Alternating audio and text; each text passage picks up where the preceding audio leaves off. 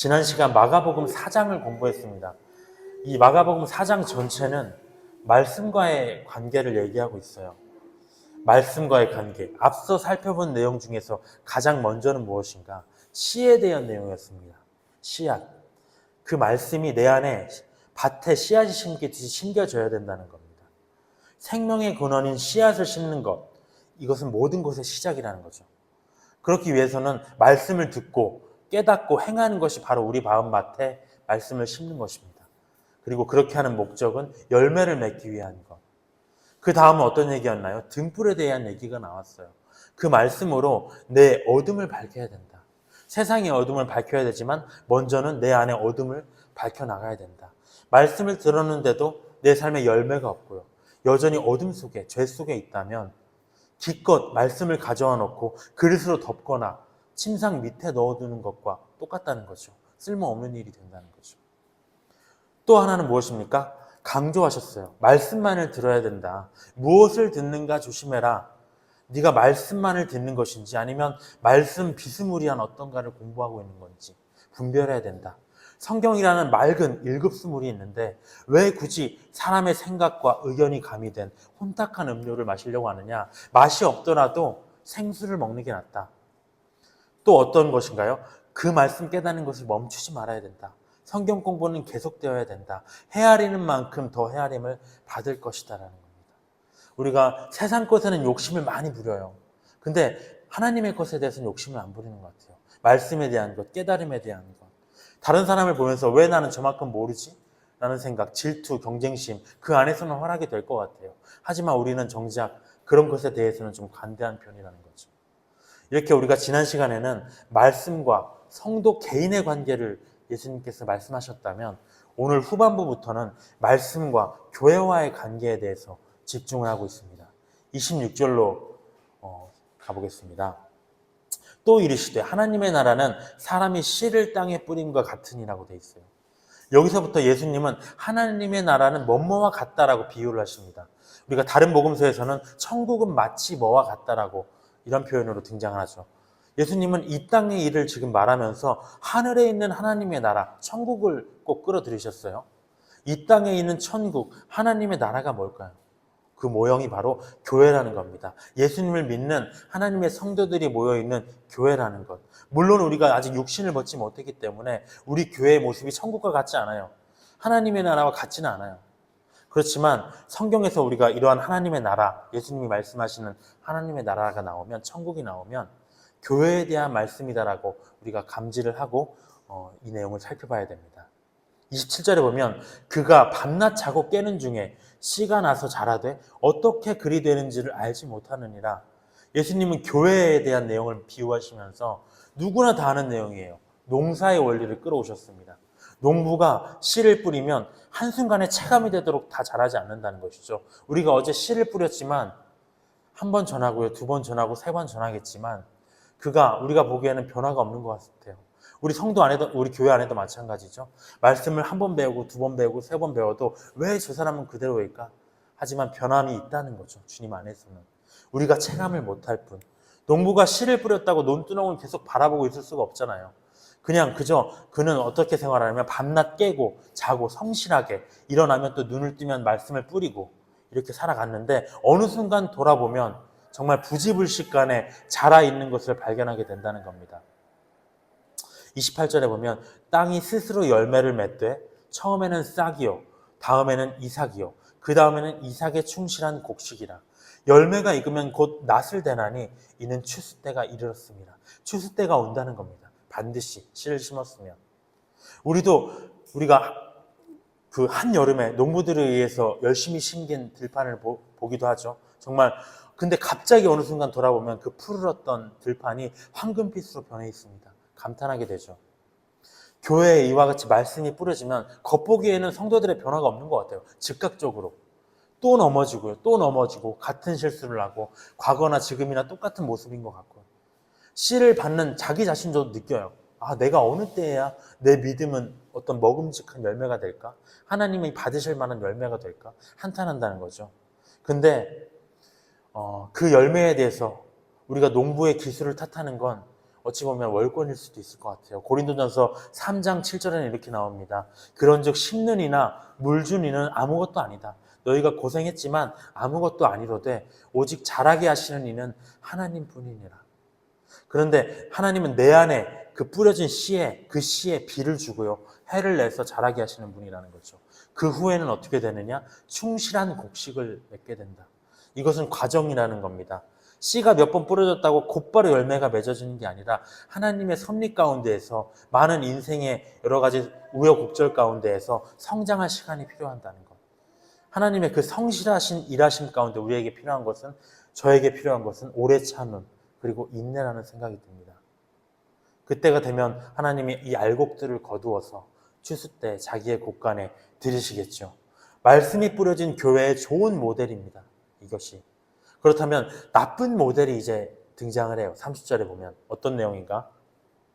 또 이르시되, 우리가 하나님의 나라를, 또 교회에 대한 내용이네요. 어떻게 비교하며 무슨 비유로 나타낼까? 비교한다고 합니다. 전에 거랑 다른 얘기라는 거죠. 전에는 좋은 교회의 모델을 얘기했다면 지금은 비교해서 다른 나쁜 교회의 모델을 내가 알려줄게. 31절에 겨자씨 한 알과 같으니 땅에 심길 때에는 땅 위의 모든 것보다 작은 것이로되 심긴 후에는 자라서 모든 풀보다 커지며 큰 가지를 내나니 공중의 새들이 그 그늘에 깃들릴 만큼 되느니라. 하나님의 나라에 대한 또 다른 비유, 겨자씨 비유입니다. 앞부분에서는요, 말씀이 뿌려진 후에 조금 시간이 걸리더라도 결국에는 충실한 열매를 낸 이상적인 교회를 소개했습니다. 근데 여기서는 반면, 비교예요. 다른 한 교회에서는 겨자씨 같은 말씀이 뿌려졌어요. 겨자씨 같은 말씀은 무엇이냐? 31절과 같이 땅 위에 모든 씨보다 작은 것이라고 해요. 작은. 근데 그마저도 한 알이 뿌려졌어요. 얼마나 교회에 작은 말씀이 뿌려진 겁니까? 교회에 엄청난 많은 말씀이, 큰 말씀이 많이 뿌려져도 부족한데 겨자씨보다 작은 말씀이 한 알 딱 떨어진 거예요. 잘할 수 있겠습니까? 그 씨 그 자체의 질적으로도 양적으로도 부족했다는 거죠. 그러면 어떻게 되나요? 잘하면 안 돼요. 교회가 성장하면 안 돼요. 그게 원리예요.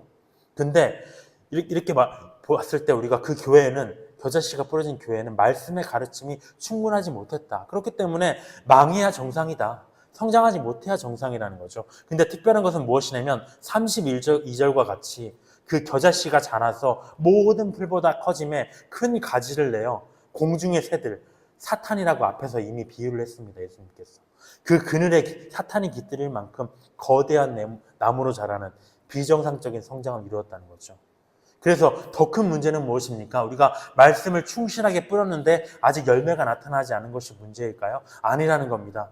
교회 안에 질적으로도 양적으로도 충분하지 못한 말씀이 뿌려지는데 그 교회가 비정상적으로 성장을 한다면 그것이 더욱 큰 문제라는 거죠.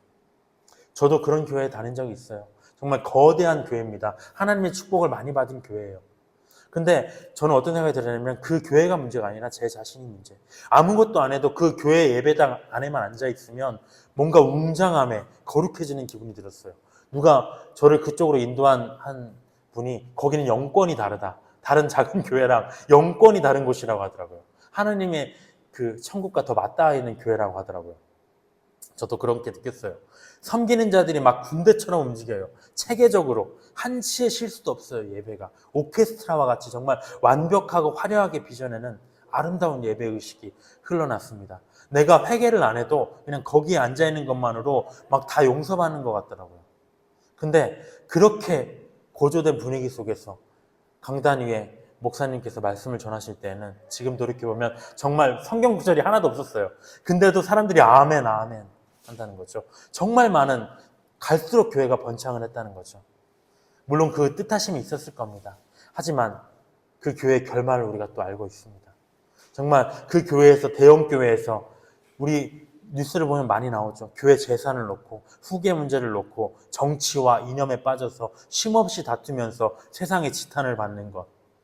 그 교회가 하나님의 교회가 아니라는 게 아니라 사탄이 그 가지에 깃들인다는 겁니다.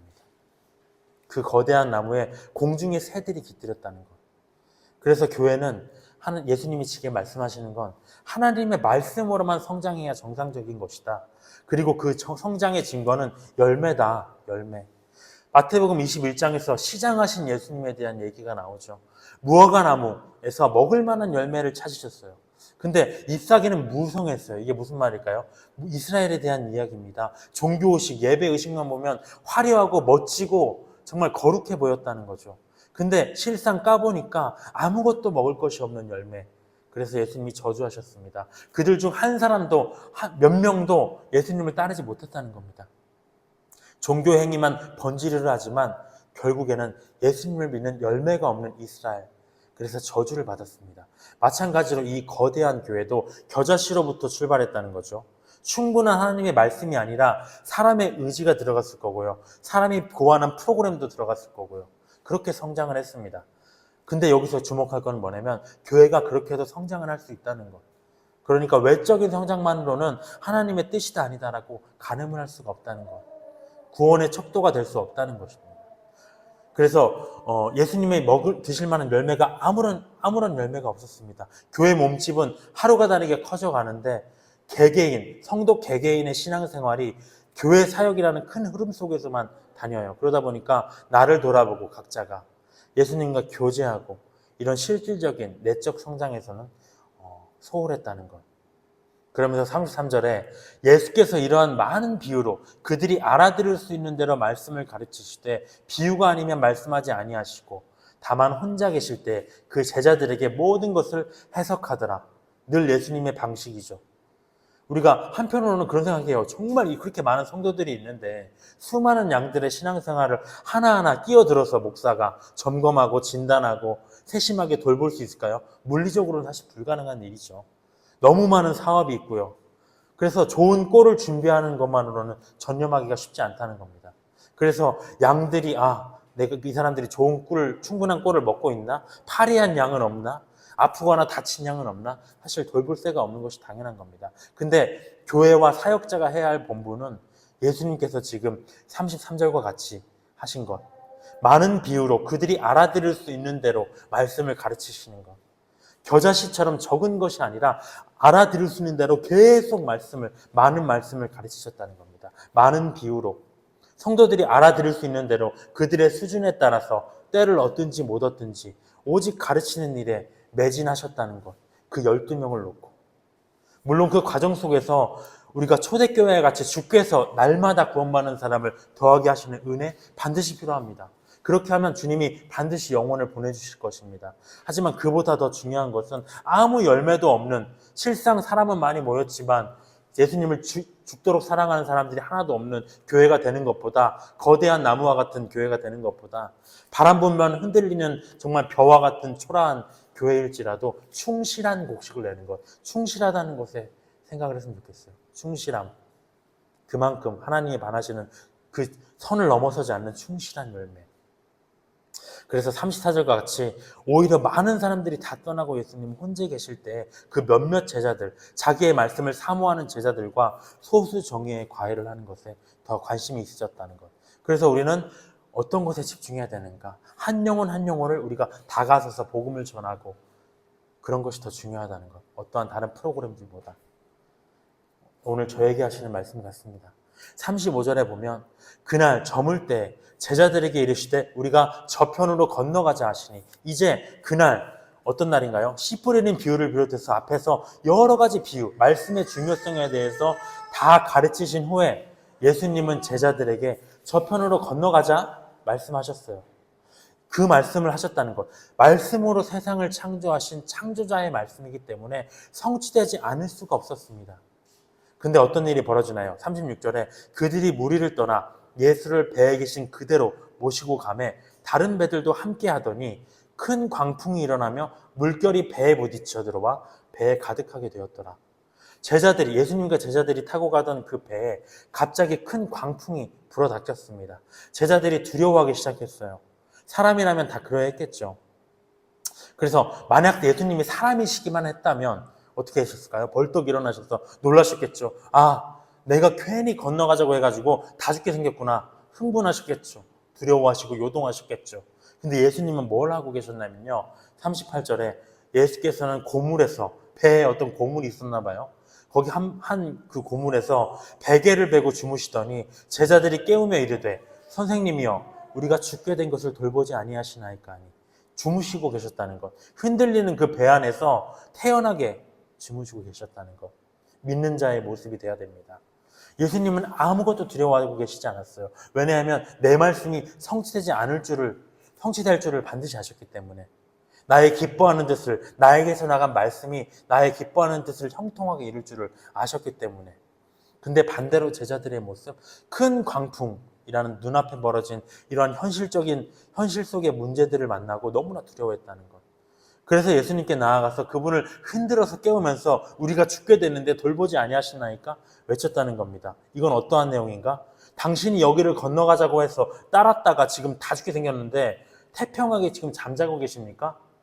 라는 것이죠. 당신이 얘기를 해서 정말 이렇게 사역을 하고 있는데 만약에 이게 잘못되면 문제가 생기는데 아무런 응답도 안 주십니까? 태평하게 계십니까? 라는 저의 마음과 같아요. 원망하는 거죠, 사실은. 원망이라는 거죠. 근데 그들은 조금 전에 어떠한 사람들이었나? 말씀에 대한 비유를 배운 자들이었어요. 그럼에도 불구하고 그들은 돌박 같은 마음에 뿌려진 사람들처럼 요동하고 있었다는 것. 즉시 기쁨으로 받았다가 무슨 문제가 생기자 흔들하는 것.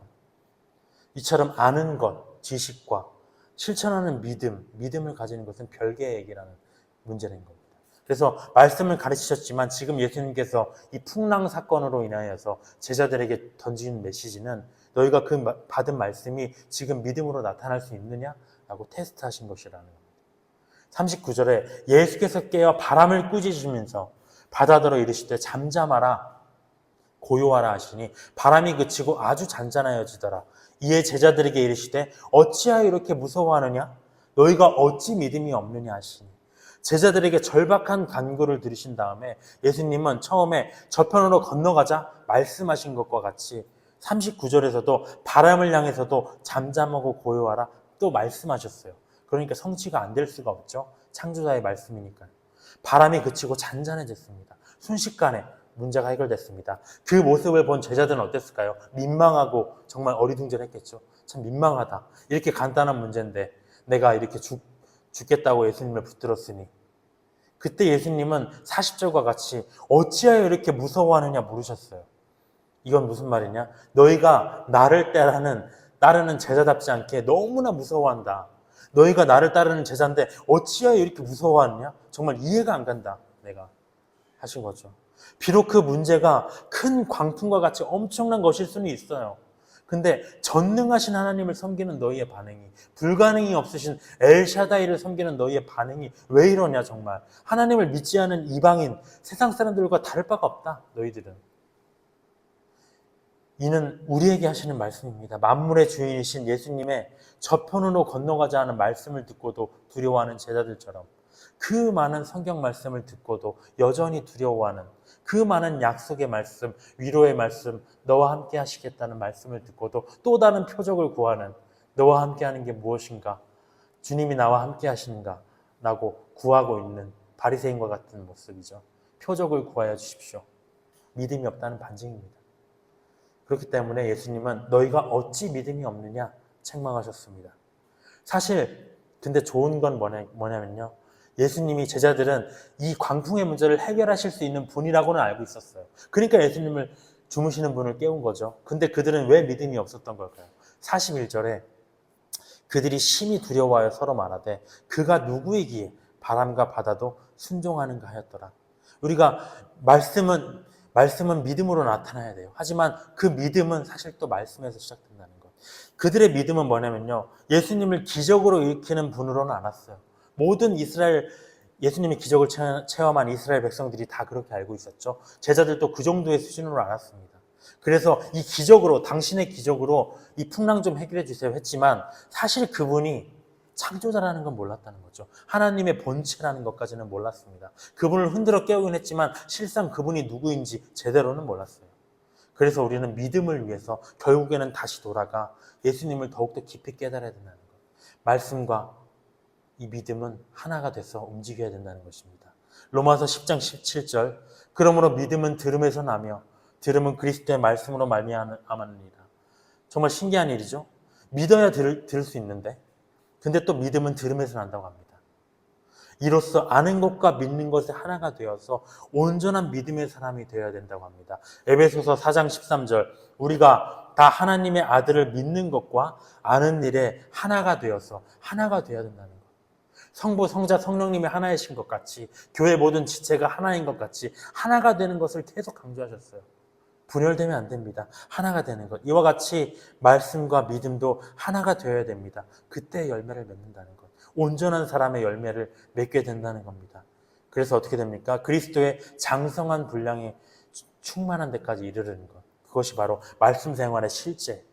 배운 말씀이 내 삶 속에서 적용이 되어서 삶의 능력으로 나타낼 수 있는가 하는 문제입니다. 그렇지만 이 사건을 통해서 한편으로는 우리가 세 가지를 주목했으면 좋겠어요. 이 방금 풍랑의 사건을 통해서.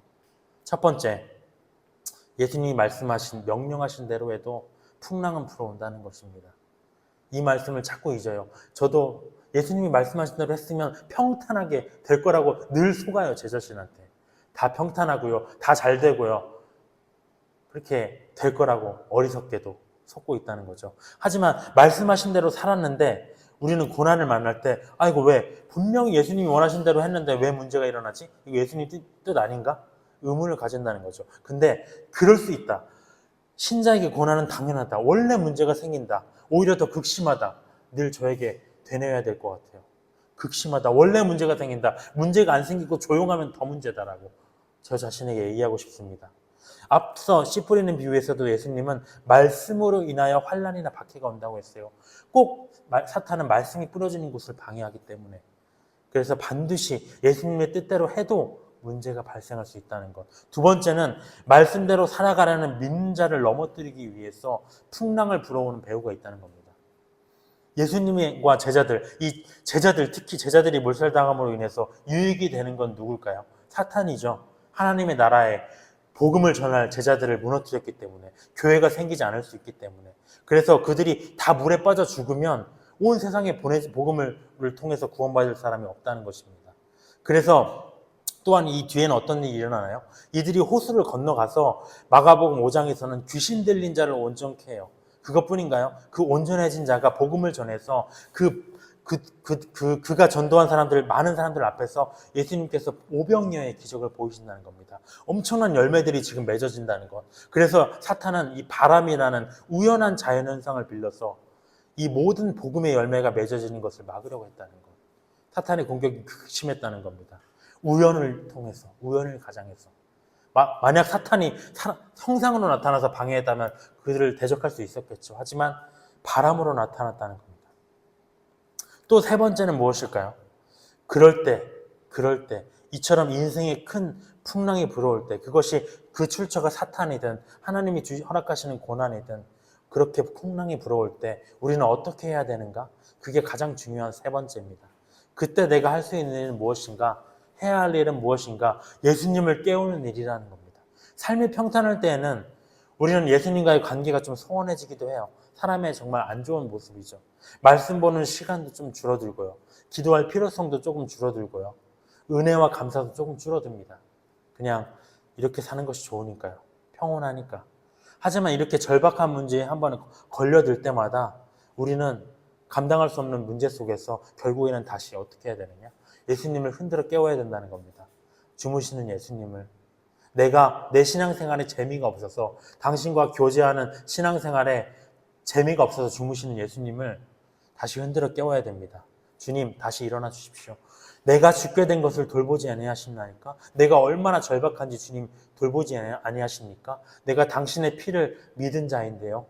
기도해야 된다는 것. 그러면 다시 주님은 아무 말도 없이 일어나셔서 그 풍랑을 잠잠케 하신다는 겁니다.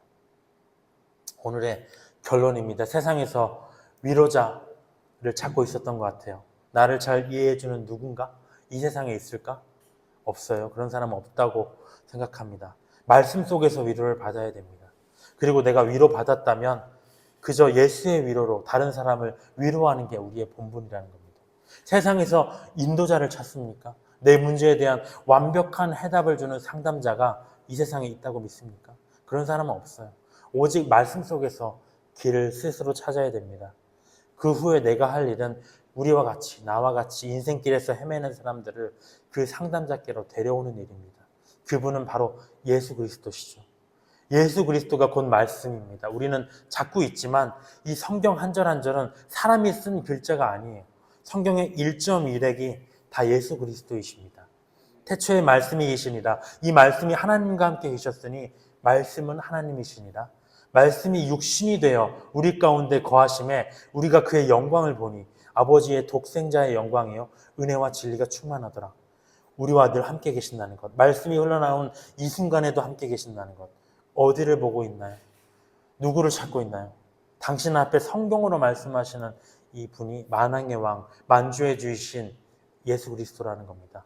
우리에게 감사와 기쁨을 주는 은혜와 인생의 풍랑에 이리저리 흔들리는 우리를 붙잡아줄 진리가 우리 옆에 있다는 겁니다. 그 안에서 우리가 말씀이 열매를 맺고요. 우리의 어둠이 모두 사라지고요. 우리가 받은 은혜를 감당치 못해서 많은 사람들을 전하는 그런 예수 그리스도의 제자가 되는 교회가 되기를 간절히 기도합니다. 기도로 마치도록 하겠습니다. 주님, 감사합니다. 말씀 속에서 다시 돌아봐야 되는 것, 예수 그리스도라는 이름, 그 이름. 우리는 인생을 살아가면서 많은 여러 가지 문제에 봉착하면서 또다시 예수 그리스도의 이름을 잊었습니다. 또다시 예수 그리스도를 잠들게 했습니다. 회개합니다, 주님. 우리의 문제 속에서, 우리의 의심 속에서 주님께서는 잠드셨지만 우리는 또다시 그분을 붙잡습니다. 그분을 흔들어 깨우고자 합니다. 예수님, 말씀으로 우리에게 응답하여 주시옵소서. 표적을 구하는 바리새인들과 같이 되지 않도록 도와주시옵소서. 예수의 사랑 안에서 은혜를 느끼고 진리를 느끼고 형제가 서로 사랑하고 복음을 전하는 주의 충성된 제자들이 되게 하시옵소서. 감사드리며 이 시간을 감사드리며 주님 홀로 영광 받기를 간절히 바라오며 살아계신 우리 주 예수 그리스도의 이름으로 기도드렸습니다. 찬양하시겠습니다.